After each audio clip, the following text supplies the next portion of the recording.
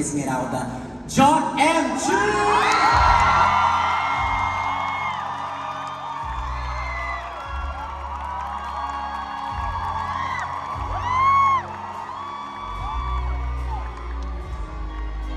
Welcome to our country, Jon. Are you in São Paulo? Jon, I heard you have something you would like to introduce to the Brazilian fans, is that right? Yeah. I mean, first of all, this is a dream come true. I grew up in a little restaurant in California, in the U.S., and I always dreamed about making movies. But the most important, and I know there's a lot of creators out there who are making their own movies right now, so I know what it feels like to dream and to hope and to feel out of place. And the fact that we get to share it with the world today for our first audience ever to see this.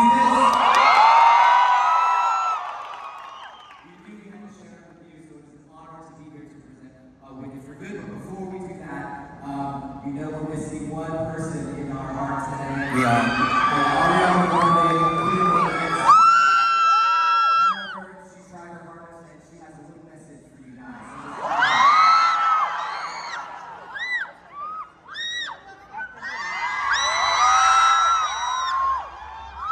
Hi you guys, it's me, Ariana. I just wanted to say how deeply sorry I am that I'm not there in person today.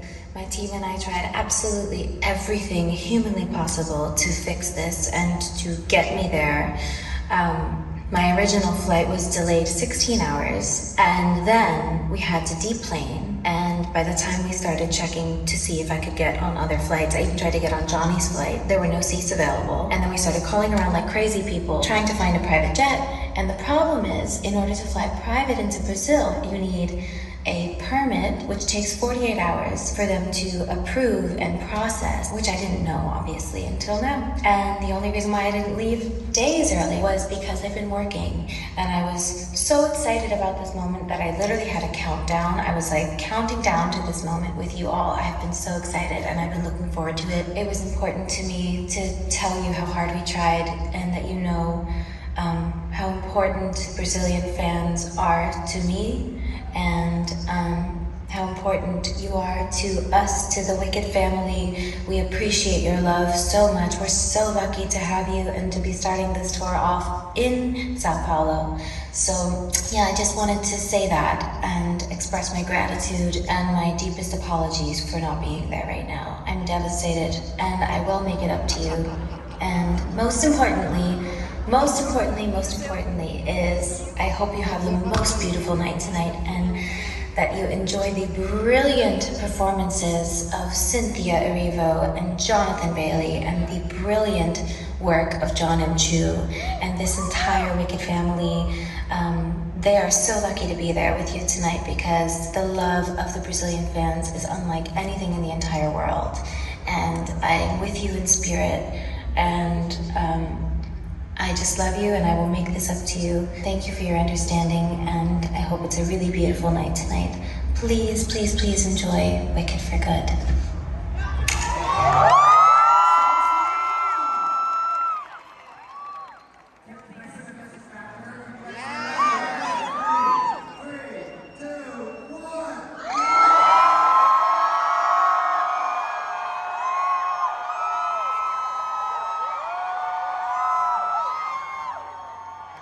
I know, that's right. Can you please take center stage, Jon? Alright. Bom, vou seguir em frente. Ele atua, ele canta, ele dança. E agora, meu amor, ele é oficialmente considerado o homem mais sexy do planeta. Recebo com muito carinho, diretamente do país dos Winkies, o nosso novo capitão da guarda, Jonathan Bailey!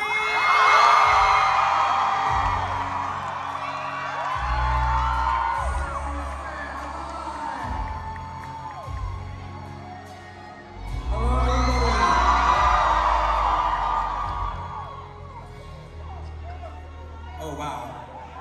Gente, que forte, tô um pouco tremendo. O nome dela é sinônimo de talento, força, sensibilidade, inteligência e competência. dona de um potencial artístico que desafia a gravidade. Recebam com muito, muito carinho a nossa bruxa má do Oeste, Cynthia Erivo!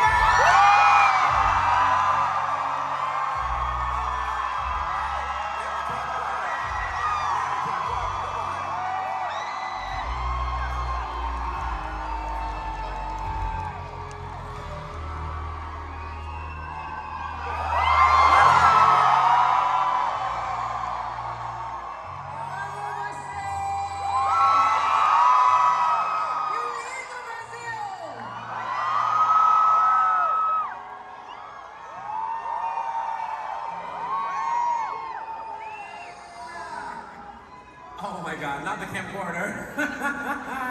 You did that.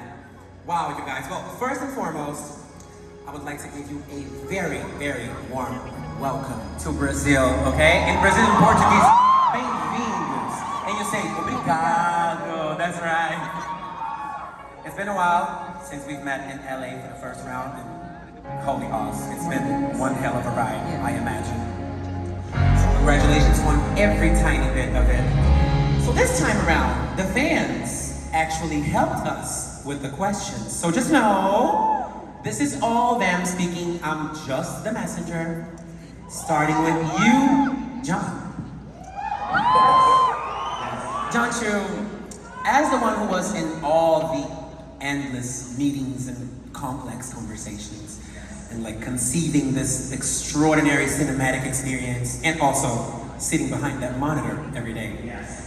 What would you say is the most exciting thing about Wicked for Good? And if you could pinpoint one specific moment that gave you chills while filming and made you realize, like, okay, this is why I love making movies. Well, the most exciting was making it with these folks right here. I mean, first of all, finding them and knowing the secret before the whole world knew the secret made me so excited. But what they did, As Long As You're Mine, which you will see tonight. Oh my gosh. I hope you stretched and drank a lot of water. It's a lot of them. And that one, of course, go good deed, for good. There's so many pictures. We're just excited to share it with you. It's been years. Yeah, it's like, okay, can you guys? Oh, yes. We keep paying.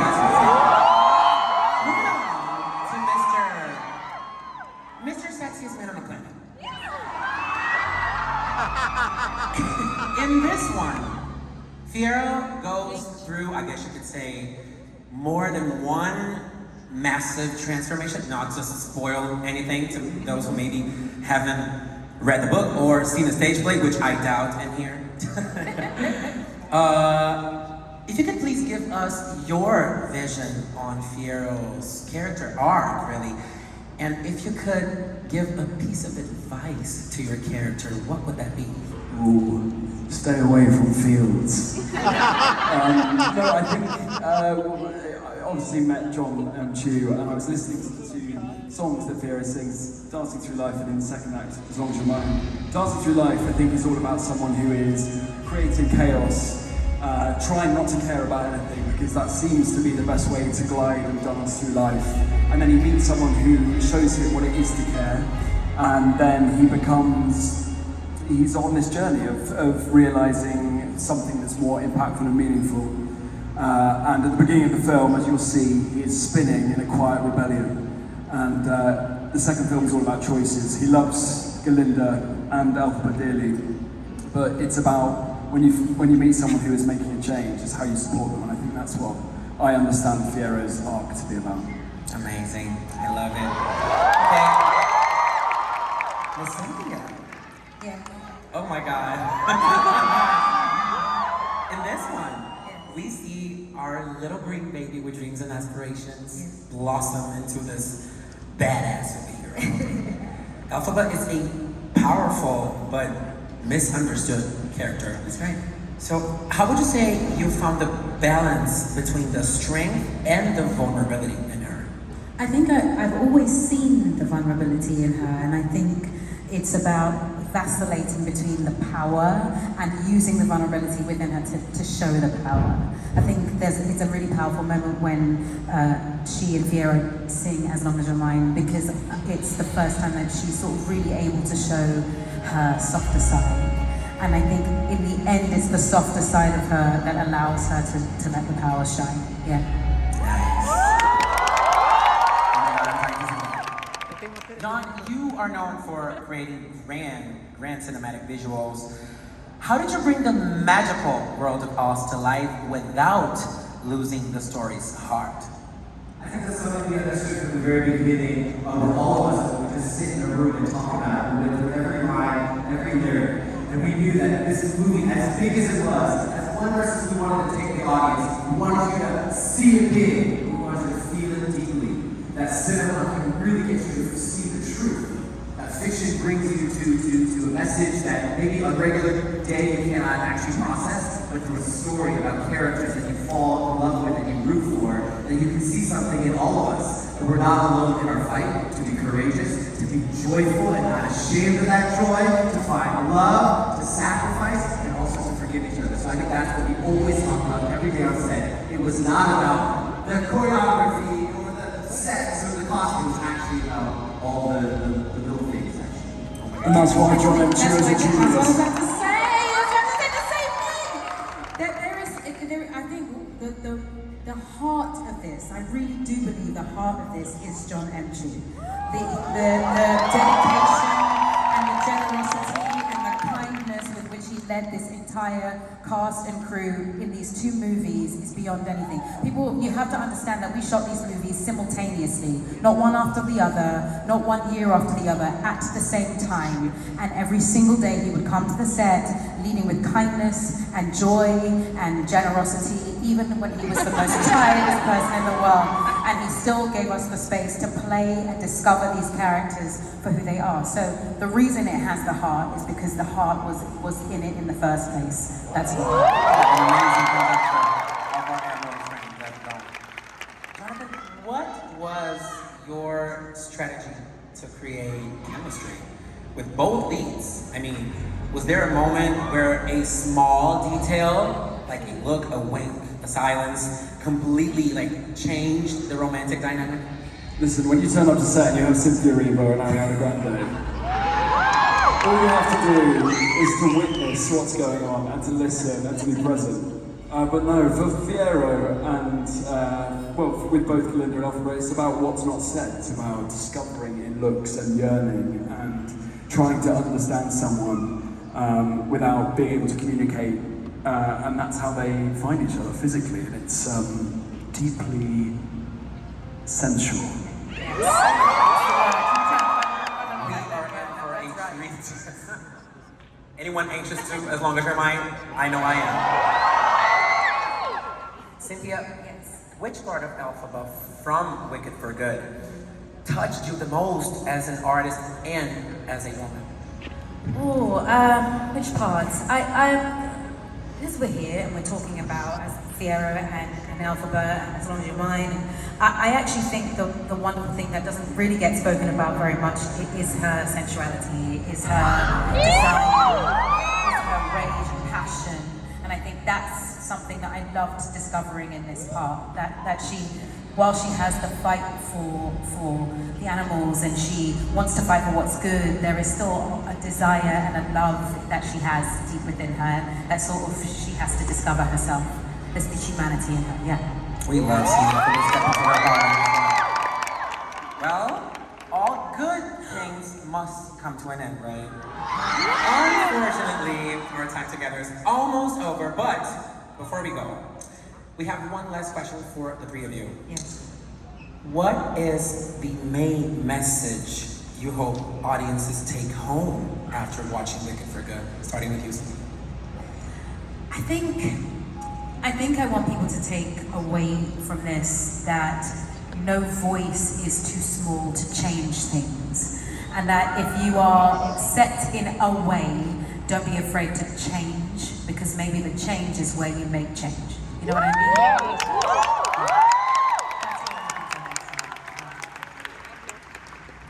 mean? Yeah, I think Try not to respond to otherness with fear and try and be curious. You never know where it will lead you. I think we say in the movie that we live in terrifying times. There will be more terrifying times. But with each other, we can do anything. And I think we all came in here as underdogs, as people who didn't know if we could do it.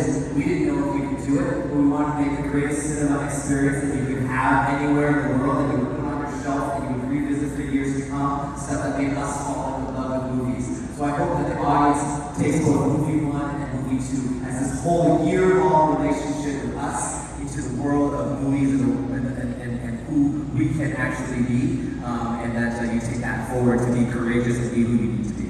Oh my God. You guys, thank you so much. Thank you. This exchange couldn't have been any more wonderful. I know I say in the name of all my Brazilian folks. Shall we take a picture to make this moment last forever? Yes, we should. Please, round of applause. Is she not divine? Is she Oh not my God, divine?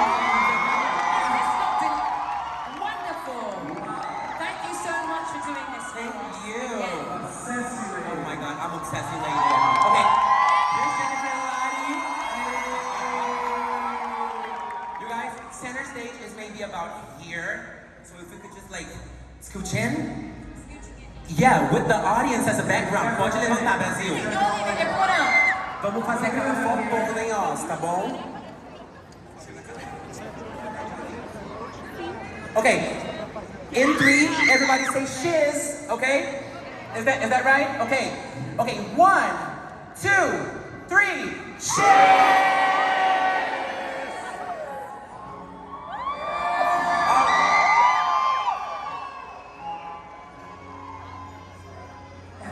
Ok, que coisa mais linda, obrigada, gente. Can I have this? Can I have Please have this. Can I take this with me?